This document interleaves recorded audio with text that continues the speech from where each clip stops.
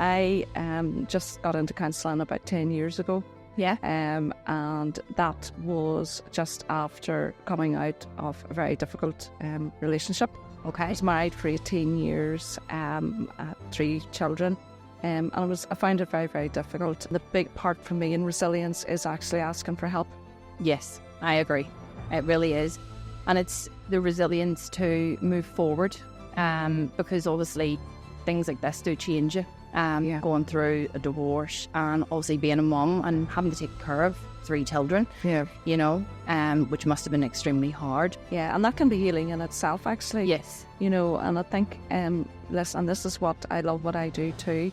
And when I hear clients speak, there's part of me that kind of wakens up and thinks, you know what, I'm normal. You see that thought that you've just said? I actually thought that yesterday.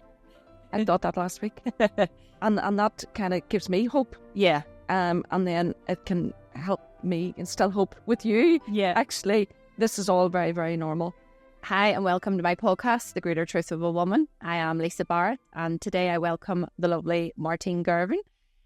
Martyn, tell us why you wanted to come onto the pod.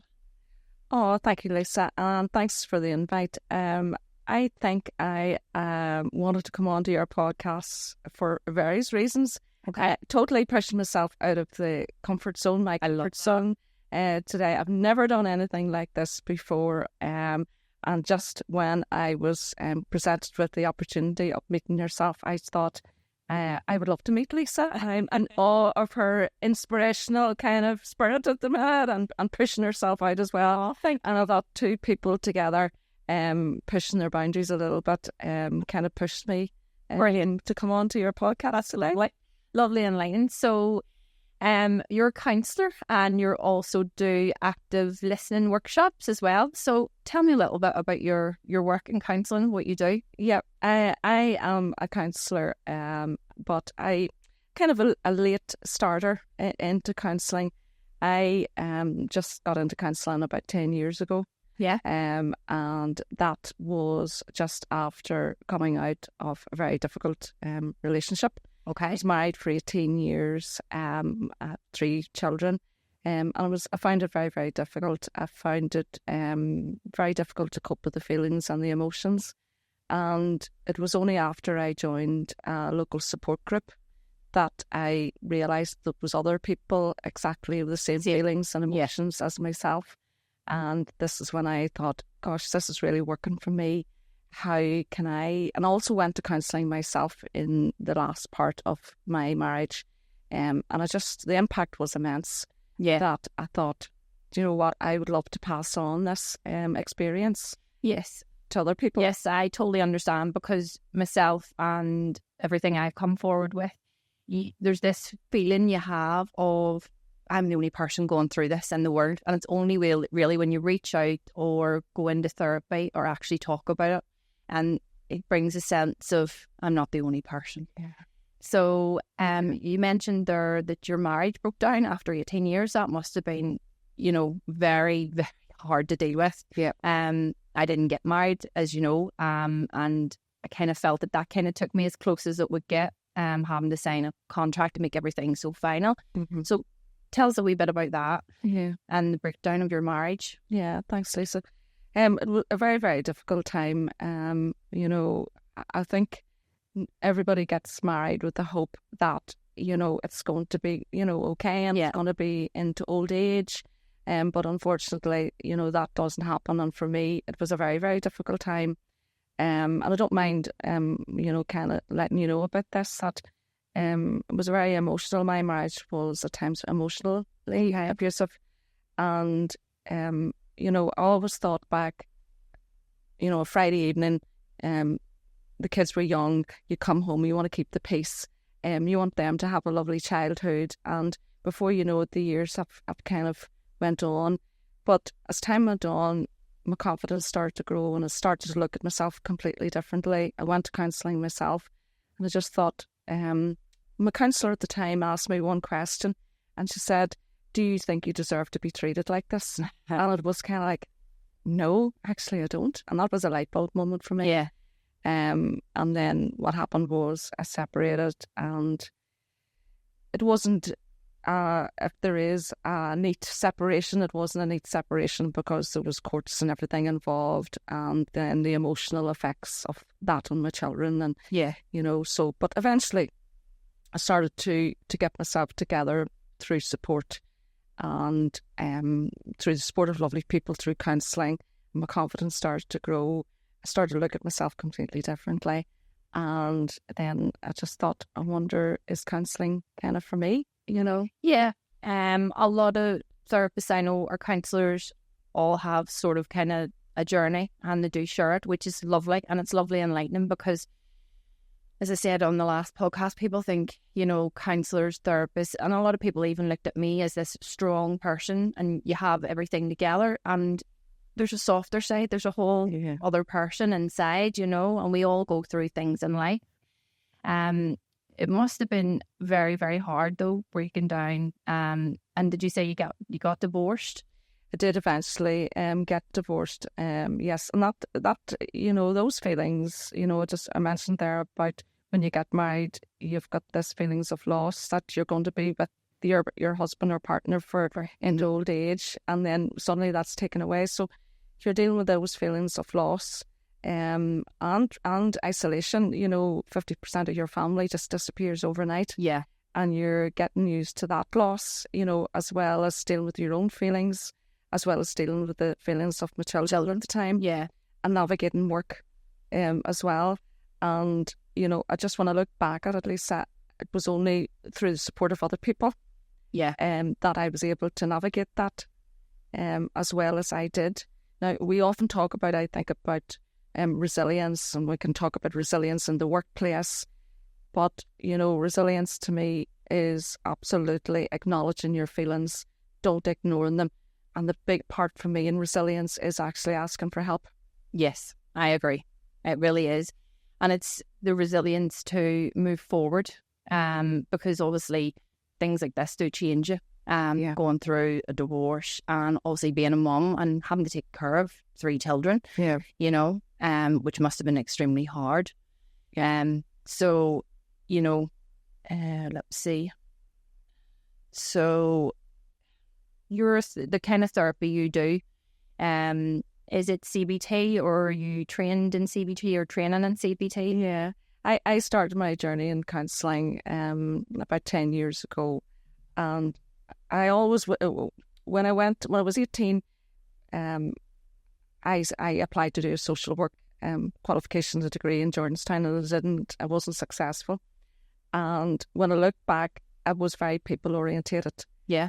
But there wasn't the same opportunities as there are now for counselling. There was no counselling degrees, no psychology degrees, I think. You're talking in the mid-80s here. Yeah.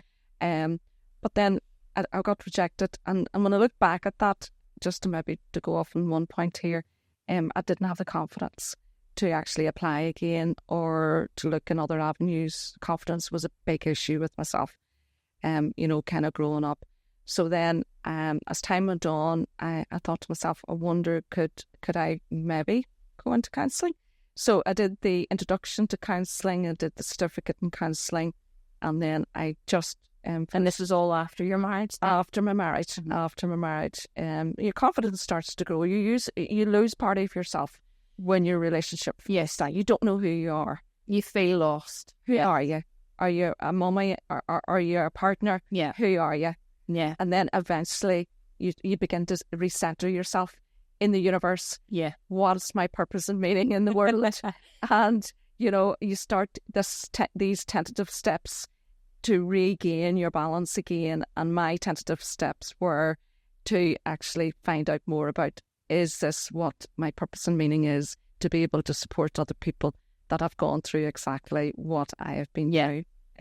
So I did that, and through Belfast Met and through the University of Ulster, did finish my degree just as COVID was starting, and absolutely loved the course, loved everything about it. I did my placement with Lighthouse charity down in Doncairn Gardens. Oh yes, I've heard of them. And I'm still there. I still work for them. Love it. And absolutely kind of love the work. They do a lot of work with homeless as well, don't they? They do a lot of suicide prevention. They Yeah. were originally set up because of the high instance of suicide in North Belfast, and fantastic organisation to work for. Really lovely people. My mentors there, lovely guy there who has kind of helped me along the way. But then, you know, that appetite for learning. At my age, people my age are sometimes thinking about retirement, and I'm thinking, no, my career is only starting. I want to start to learn more. I want more. I have so much to learn in this field. So I started a cognitive behavioural therapy diploma back last September in NRC, Ballymena. And am I in my element, Lisa? On a Wednesday night, in amongst 20 other counsellors talking about everything counselling and clients and CBT. Fantastic tutor. We have absolutely love him to bits and just loving everything. So it's another dimension that I'm bringing to my therapy. I'm very personal centred. Yeah. And that means that, you know, if you come into me, I'm going to, you lead me, you know, it's very much in the moment. But also CBT can come into different, you know, aspects of our conversation. So that's where I want to add more value to my sessions. You know, well, actually, it's all about learning and bringing more value to your business. Yes. You know, I'm the same. I'm always actively learning for the benefit of my own clients. I'm the same as you. Yeah. You know, it must give you a real sense of feeling good about what had happened to you and the fact that you have got this far in doing so. And I'm sure your children are extremely proud of you. Yeah. Yeah, do you know what? I have a lovely, my children, we talk all the time. You know, there's constantly, if I find out something new or I've read something, I said to them, I tell them, and then they go away and think about it and they'll come back and we have these beautiful conversations, you know, because I'm learning all the time and they're learning and then they come to me. One of my sons, you know, in fact, them all now, they're sending me things that they see on Instagram and, oh, Mummy, what do you think of this? And you know, so yeah, I mean, you just get to become the cool mummy. Cool mummy, oh, thanks. But, you know, I feel as if we're all growing together. Yeah. If you know what I mean. So that's really nice. Yeah. And it's a nice way to instill hope in your family after what has happened to you as well. Yeah. So it is. So going back to the CBT, I don't know much about it. So tell me a wee bit. So I'm really, really interested about it. Yeah. Tell me a wee bit more about it. I just love everything about it. It's cognitive behavioural therapy. Okay. And what that means is that our thoughts have a very big impact in our, you know, how we feel and how in our emotions and our behaviours. So if you were to come to me, I would be really having a lovely conversation with you, getting to know you, getting to know what way your thinking patterns are, looking at what your core beliefs are, and they are how we view ourselves, other people in the world. Yes. And they usually stem in childhood. Yeah. For example, you might think, I'm not good enough, I'm stupid, you know, I'm not worthy. So I'd be looking at that kind of belief system that you have. I'd be looking at your thinking. You know, every time, do you catastrophize? Do you mind read every time? Do you go beyond a statement or an email or, you know, a compliment? You know, so I'd be looking at that very closely with you and working with you to perhaps look at another way of looking at it.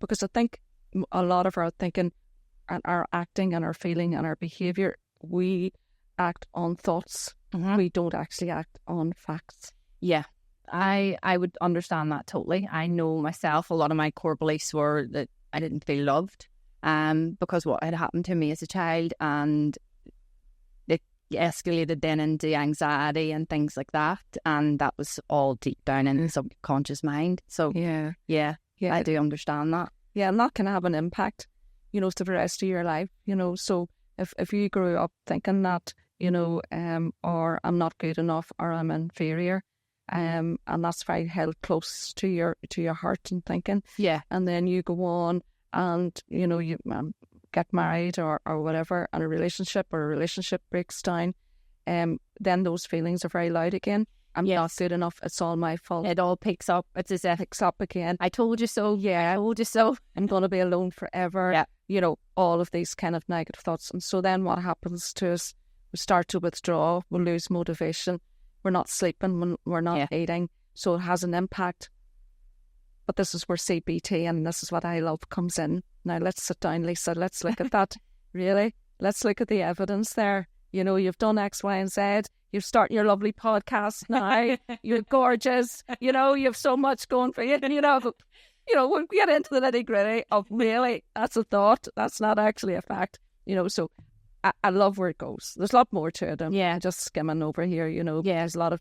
You just mentioned eating. So I had spoke before on a podcast about I had struggled with eating, and that was one of the reasons it took me down into personal training, because I wanted to help people. I went through periods in my life where I felt, because I couldn't control my anxiety, the one thing I could control was the way I ate, and it was not a healthy relationship, and it was close to, you know, having an eating disorder at times, where I would have went maybe days and over exercise and things like that. So if you as a counsellor, how would you deal with somebody like me if I was coming to you like that for that reason?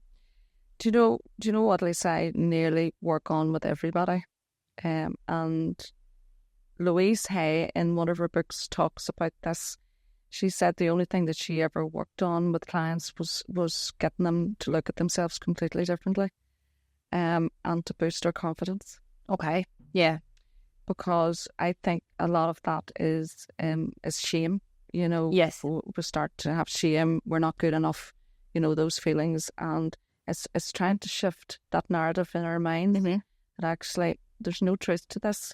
This is my narrative. Yeah, you know, this is where I need to maybe look. So I always try to look and build up clients. I love building up people. Yeah, because it has absolutely implications for the rest of their lives. You know, I see clients coming in, you know, and we start talking about confidence. We start talking about looking at ourselves completely differently.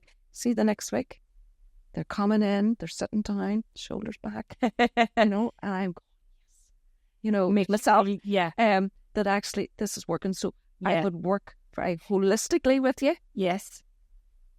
But I would try to get your confidence up, to look at yourself completely and utterly differently, and work on, there's a certain amount of shame there. Yeah. That I would try and lessen. Yeah. Over the weeks. So it's the shift in people, and I see the shift in people, and even in my own work, you know, as soon as people start to lose a wee bit of weight, they feel better about themselves, they start dressing differently, and it's lovely, because you can just see it in them. Yeah. You know, so I do understand that feeling you get from watching other people blossom. And that's therapy. I mean, what you do as well is therapy. You can see the results. I mean, yes, exercise, I think, is another form of therapy. Yeah. You get to look at yourself completely. You start to feel differently. You start to behave differently. You start to think differently. And that's, you know, through what you do as well. Yeah, well, my business name, I see it as a healing, you know, it's a transformation. Yeah, and I've dived more into transformation inside and out. You know, self-love. I bring self-love and awareness into it now as well, because it is important. Because another reason for this podcast is I was seeing so many women and passing on their giving them counsellors' details or telling them where to go. You know, so I was hearing a lot of things that mirrored even myself. Yeah, and that can be healing in itself, actually. Yes, you know, and I think listen, this is what I love what I do too. And when I hear clients speak, there's part of me that kind of wakens up and thinks, you know what, I'm normal. You see that thought that you've just said? I actually thought that yesterday. I thought that last week. and that kind of gives me hope. Yeah. And then it can help me instill hope with you. Yeah. Actually, this is all very, very normal. And I just another thought. I'm just thinking about environment there when you were talking about, you know, exercise and what you do. Yeah. And the environment of counselling in that room. How many of us really take time out to spend 50 minutes a week for a period? I know. In our lives, or go to have that. I know. People don't, and people struggle, and I see it too. You know, I don't have time. I've had to sit women down and say, go and take a bath. You know, take that when the kids go to bed. Go and take a bath to yourself. Switch off. Turn the music off, or turn the music on, or turn a podcast on, or whatever really relaxes you. Yeah, you know, absolutely. And even hearing that you know, some women, mothers, feel they don't have time to even take a bath. Now, I've seen in the last couple of weeks, I've had so much to do, and it's derailed me from my normal wee morning routine and things like that. And I can feel a difference in myself by not doing that because I'm doing too much. Yeah, exactly. And you feel that loss, actually. Yeah. You know, there's some part of you that's actually missing, you know, from you. But yeah, it's both. We're in similar fields when you think about it. Because when you really think about therapy, I expand my thinking in this, because you think of people that it's in your kind of network. You've got hairdressers, you've got taxi drivers, you've got barbers, you've got counsellors, you know, therapists in the gym. You've got all these people, and you're all doing this. And what are you actually doing? You're listening. And just go back to active listening, and how important that is. That is the key in our lives, is actually listening to one another. It is. It's very true.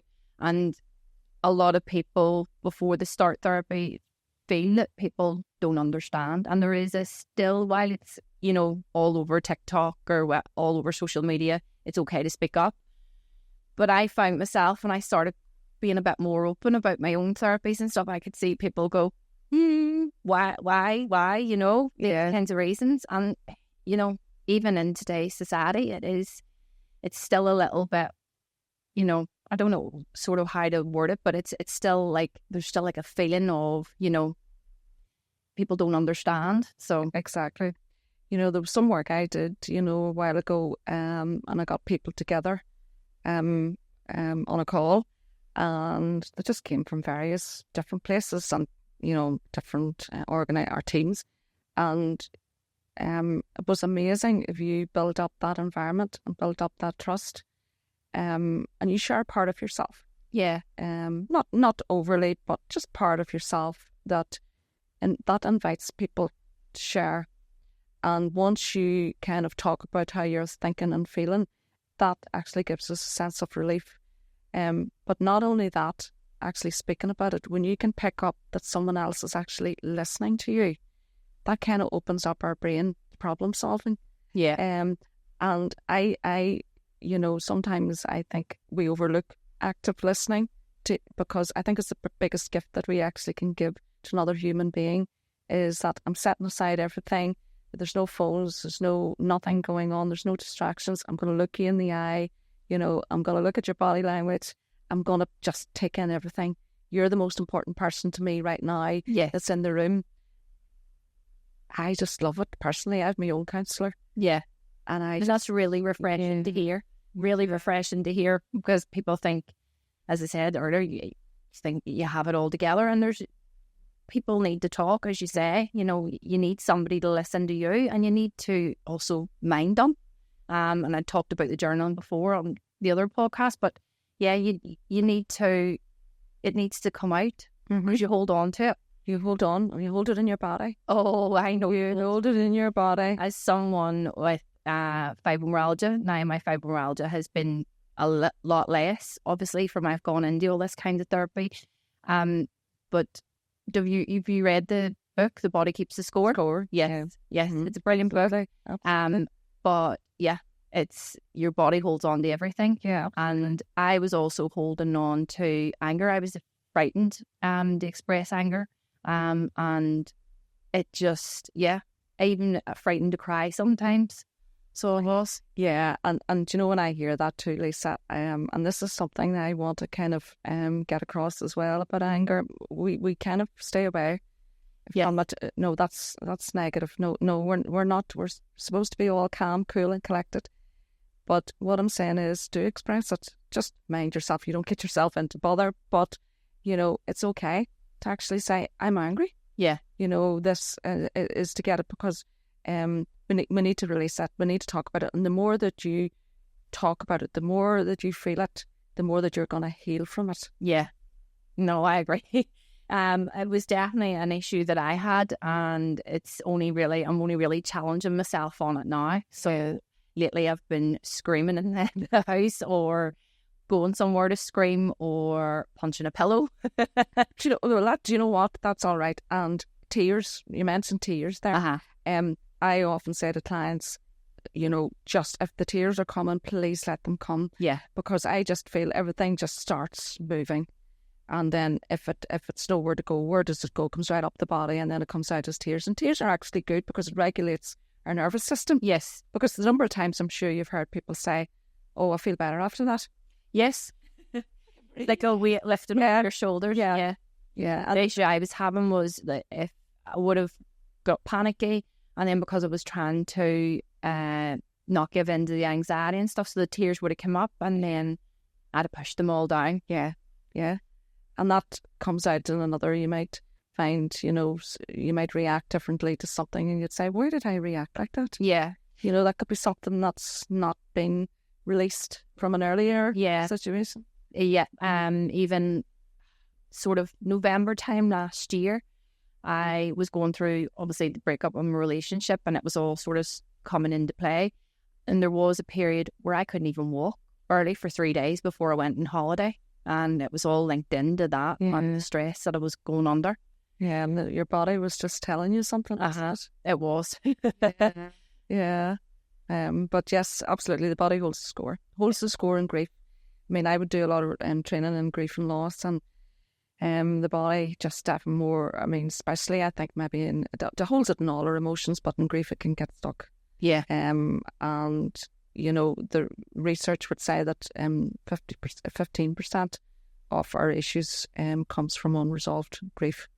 Wow. So that's why I'd always, grief is a topic that nobody wants to talk about. So people don't want to talk about it, but we need to talk about it. And this is where therapy and counselling comes in. Yeah, I agree. That's the place. Yeah. In the last few years, I've dealt with deaths, not even deaths of friends and family. And it's hard. Yeah. It is really hard. It's really hard. And it's hard to talk about. It's hard for the families. It's hard for everybody concerned, But, we all need a witness. Grief needs a witness. Every feeling we have needs a witness. Yeah. And if that is through our friends or our family or support, through counselling, whatever, find it. It can be difficult sometimes, and I know that, to open up. But if you, are in that environment, in that non-judgmental space, that's where you're going to heal. Yeah. That's lovely. It's really lovely. Thank you. But it's everybody deals with grief differently, and it's okay to feel differently. There's like this stigmatism that you have to act a certain way, I feel, and that's not everybody's feelings are valid. Whether you're angry or whether you're feeling lost because of it, or it's just it can be. And even in families, I think everybody has their own timeline for it. I think sometimes one sibling would look at another sibling, for example, they're not, and they don't seem to be upset, they're carrying on with their life, and then this friction and conflict starts in families, but they actually are grieving because they have their own way of dealing with it, and it's one of the hardest things. I think it's one of the hardest things that we all have to go through is loss, is grief and loss. Yeah. I read something recently that said, was it a year? It really takes you a year to sort of come more into yourself over grief. Yeah. And there would be no maybe specific timeline, and everybody would, it was described to me as our grief is as individual as our fingerprints, Yeah. And everybody, it could be a year, it could be 6 months, a year, it could be 10 years, 20 years, everybody's going to be different. But I mean, they do say if maybe after a year you haven't readjusted into life again, or got back into your routine, seek support, professional support, or even maybe less than a year, you'd know yourself, but support, come back to resilience. Very difficult to be resilient in life without support. It is. It's very, very true. Yeah, because you can't just keep going on and going on. Yeah. You do need to Or will crash. Yeah. Absolutely. There'll be burnout and crash. You will just not be able to do anything. Yeah. I do feel that that's what was happening to me.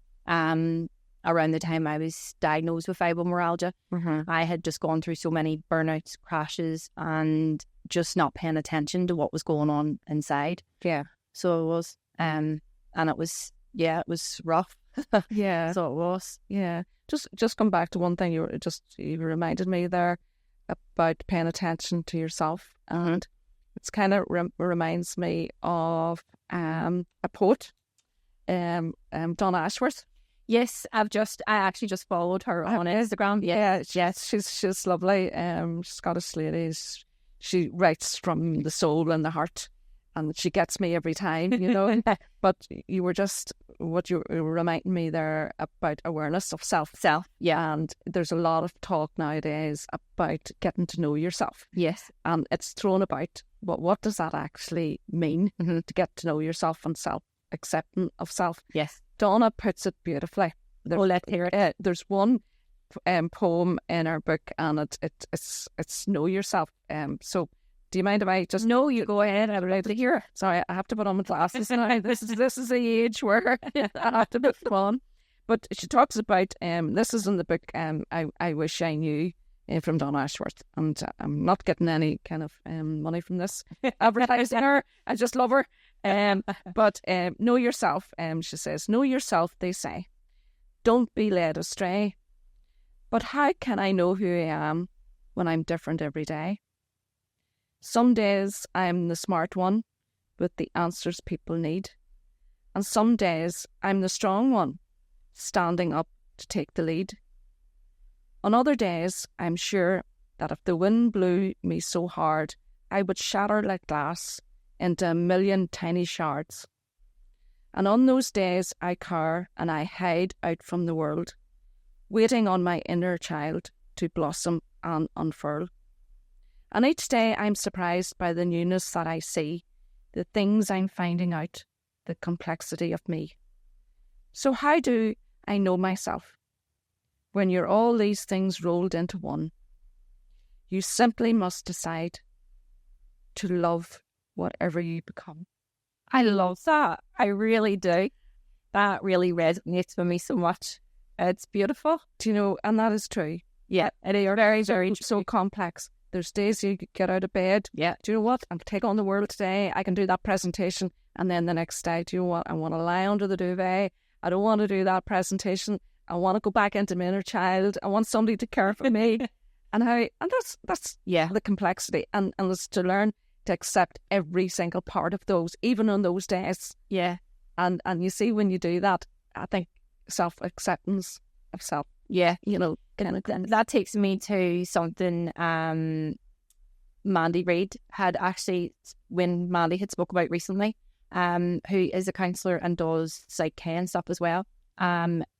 She was basically saying I wasn't screaming for my inner child. My inner child didn't feel validated that way. Yeah. And so I needed to go and start screaming for every little version of myself. Yeah. Until I got right up till where I am now. And to have a kindness towards your inner child, compassion, and nearly accepting that inner child as it was then, and kind of care for it and give it a big hug. Yeah. That was difficult then. Do you know what I mean? Yeah. And then it kind of reshapes your thinking in the present. Yes. And when you do that. So, yeah, I love that. Yeah, I love that. Yeah, I love Donna. I mean, she goes into the soul. She touches me here.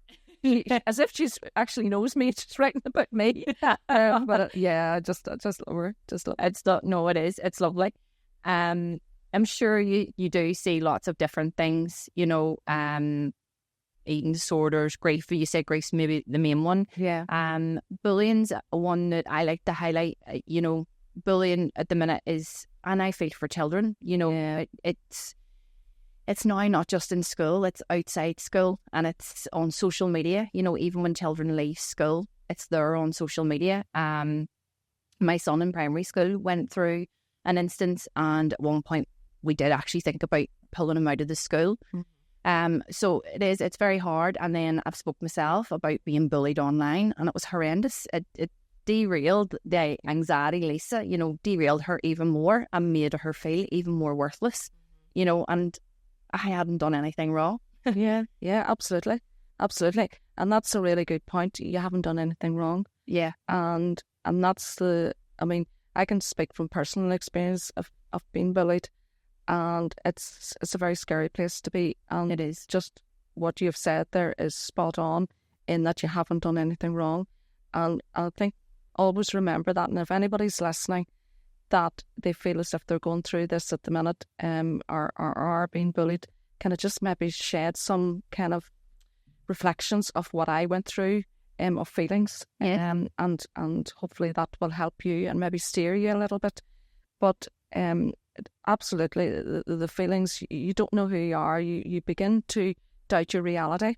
You doubt the reality of what actually has happened. Yeah, I agree. You feel totally isolated. You feel rejected, even though all the things around you. I was doing really lovely work. I thought, what's actually going on here? But I began to doubt everything. I was beginning to doubt my identity, who I was, what did I part of this? Yeah. So all of these, and sometimes you do feel absolutely trapped. You feel trapped. Is there anybody out there is listening to me? Does there anybody care? All of these kind of feelings. But the biggest feeling for me was actually that feeling of rejection. Someone is rejecting me, for who you are. Yeah, it's a horrible feeling, and rejection amplifies, as you said. So it amplifies in how you feel, as a person, and how the rest of the world sees you. Because you will have a rejection wound then. Yeah, absolutely. And just on that, Lisa, I did a wee bit of research actually into this, because as I said, I'm a sponge now for everything. Research, learning, just tell me what it is and I will learn from it. But just on rejection, and this is a very, very interesting fact, and actually it'll put it all into perspective, how we should really think about bullying and treat it more seriously, perhaps at times. Yeah. But research says that there's little difference neurologically speaking between the physical pain of injury and the emotional ache of rejection on an MRI. Wow. That speaks volumes, really, doesn't it? It really does. Yeah. So there's very little difference neurologically speaking between the physical pain of injury and the emotional ache of rejection on an MRI.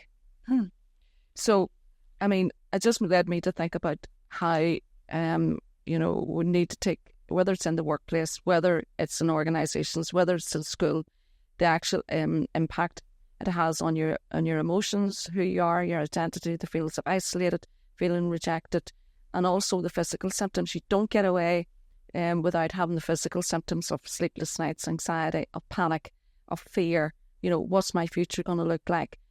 All of those things that kind of can crashing down at once. Yeah. And you do feel as if you're in a bit of a straitjacket. You don't know where to turn to. But what I want to do is to kind of instill hope as well.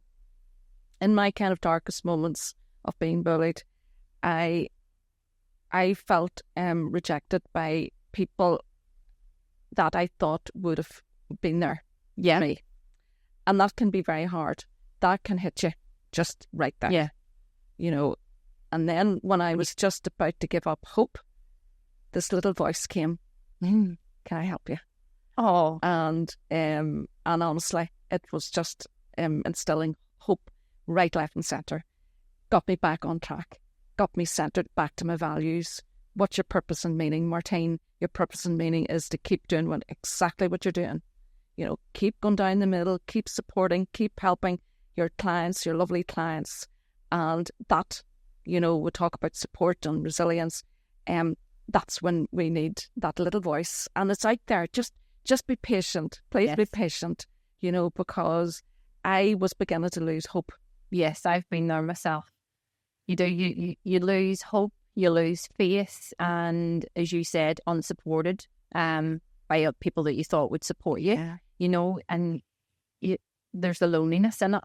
Loneliness. The loneliness, and I went through. I just wanted to hide. I wanted to hide from everything. I wanted to hide from social media. I wanted to hide even the way I dressed. I was wearing comfort clothes a lot as well. Yeah. Oh, Lisa. And that's very difficult. And you start to not to trust people. Yes. Don't you? You have to be careful, and this is where CBT, and this is what I love about CBT. You have to really think about your thinking. Your thoughts have to be really on. Keep them checked.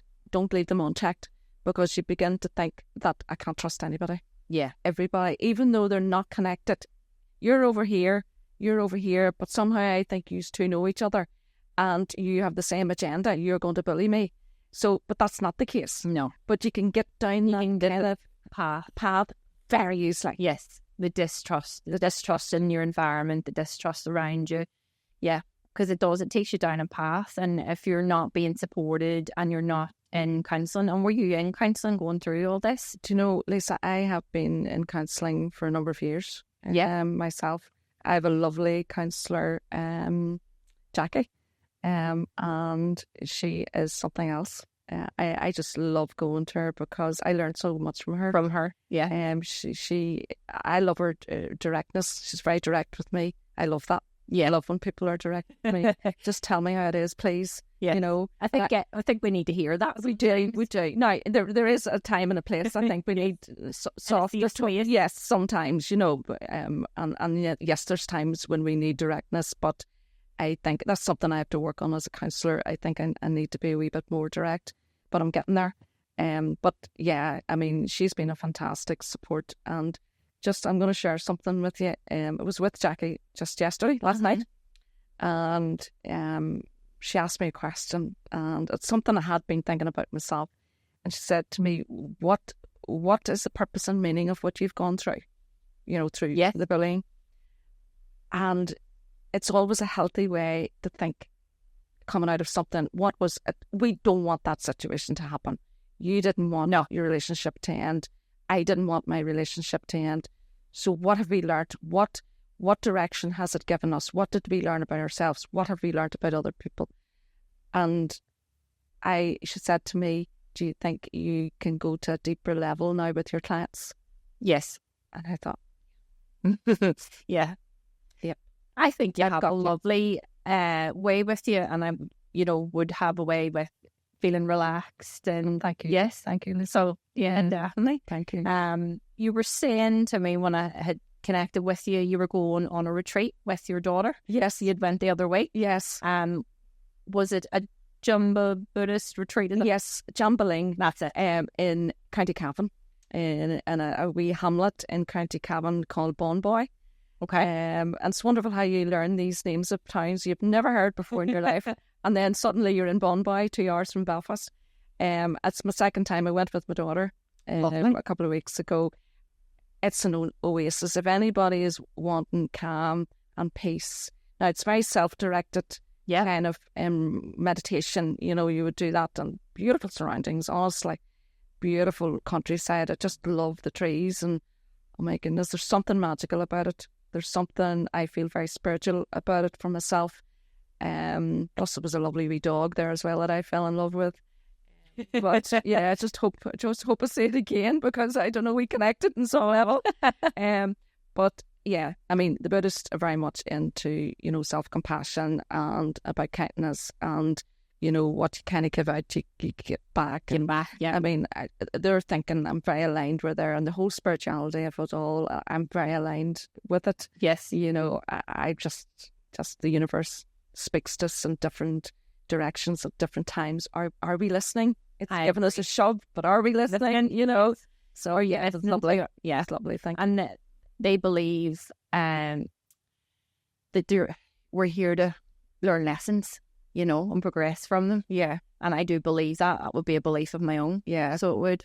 Very calming. If you're looking for just not too far out of Belfast, into the middle of the countryside, that's the place, for you. Yeah. There are different meditations, and that you can go to if you want. There's no pressure. I think that's what I like about it. It's very calm, lovely. There's no pressure. And I like that. That's my style. Calm, no pressure. And what I know there's silent ones as well. Yes. I know somebody that's been silent. There's one actually coming up. It might be this weekend, I think. Have you ever tried any of those? No. I don't know. I have to work on the reasons why I don't. You say I'm a talker and I want to talk about feelings, so that goes the opposite. What I really goes against what you feel. Goes against what I feel. But there are benefits. Absolutely, there would be benefits of actually getting it more into yourself and getting to know yourself. Absolutely. Yeah, and learning to accept yourself. Yeah. You can't do it actually.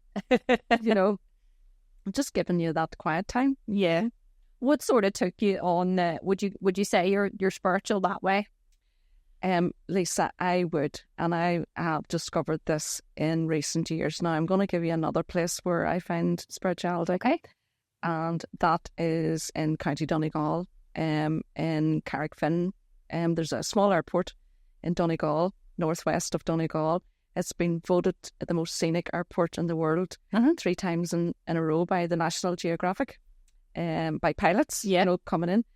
And I get a sense of complete peace and calmness, and I'm in a line in the world when I'm there.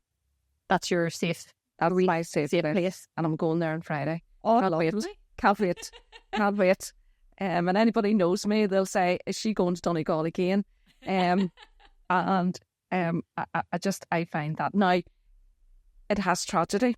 And there's a lot of tragedy around that area. People have died and have been drowned.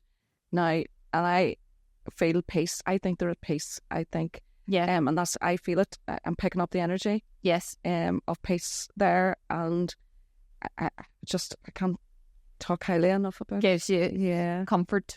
Comfort And hope. That's really Donegal is a really lovely part of the world. It's beautiful. It really is.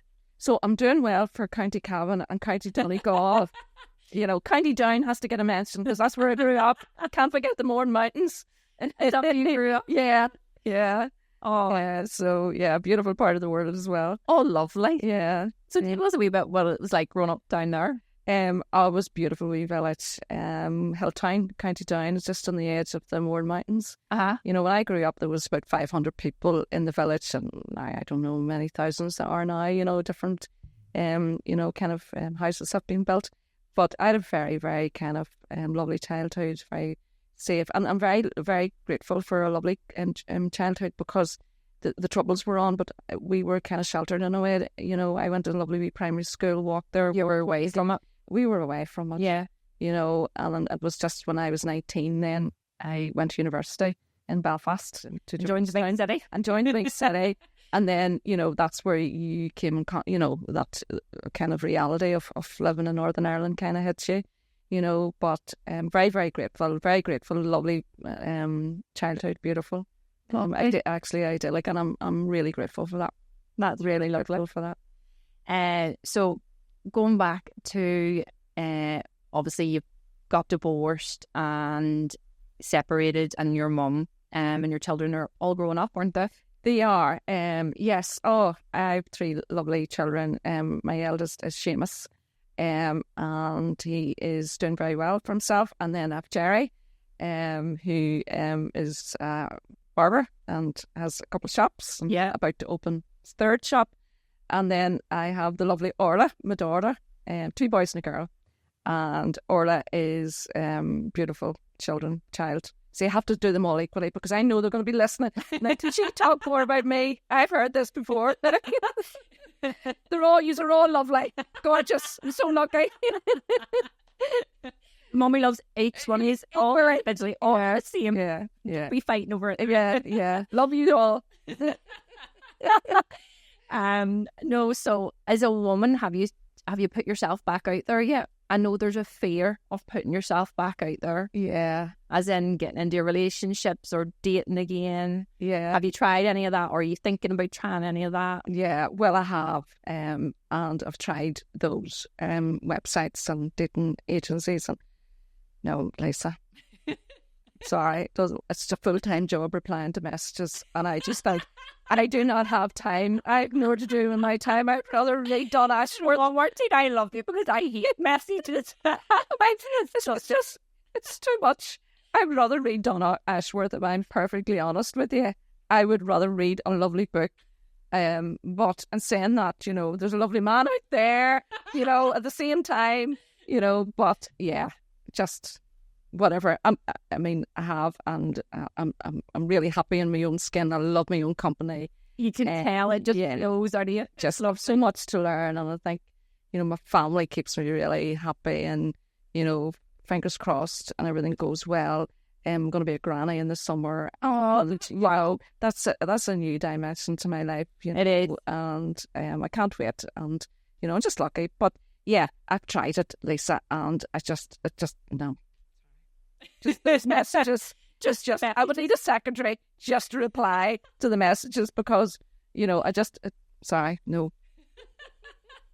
No, I never put myself out on any of them either. Yeah. But I can't even deal with text messages, and that was coming from my partner. Yeah. The partner that I had, so I couldn't. Yeah. No. I can't have somebody torture me. It felt like torture. Yes, but it shouldn't be like that. It should be easier, just flow. But no. And that's because maybe we haven't met the right people. And we haven't, it should be easy. Relationships, especially at the beginning, should be easy and it should flow. And, but I think coming out of a relationship, you are more aware of things and you're looking out for. So the antennae is definitely up there. Yeah, you're watching out, but a red flag. And you will. And I have done that. I have withdrawn from relationships where they haven't worked out. And, I'm proud of myself for doing that. So, but we're not going to get it right all the time. No. You could go into another relationship and you could repeat exactly the same pattern. Yeah. Same pattern. Do you know what? So long as we learn, we're not perfect people. We need to just be kind to ourselves a lot more. I'm not going to get this right. I'm going to mess up, or I'm going to do something X, Y, Z, and that's okay. Yeah. I agree with you. So I'm going to end on that note because it was lovely, and it was so lovely to have you. And if anybody would like to avail your counselling services, how do we find out about you? Where's the best place to find you? Well, this is where I'm thinking, I'm probably in the next year or so thinking about doing more private work. Okay. And I will be kind of extending. And funny, my counsellor last night says, Martyne, I want to see you doing more counselling. and I'm going to be extending it into more private work in the next year. I currently work for Lighthouse on a part-time basis there. And you can connect with me through there if you want. But I will be maybe coming through you again, Lisa, in a year. Private time. And say, Lisa, will you tell everybody? Will you tell everybody what I'm doing? I'm self-employed now, and I would love to see the next stage of you. Love to see the next stage. Oh, thank you so much. And you can also follow Martyne on Instagram as well. Yes. And if you want to watch the podcast, it is on YouTube. Easier way to find me is shecantransformations.com. And thanks very much for having us, Martyne. For me having you. It was absolutely lovely. No, thank you, Lisa, and thank you. I'm out of my comfort zone, but you did it. Yeah. Thank you. That's great.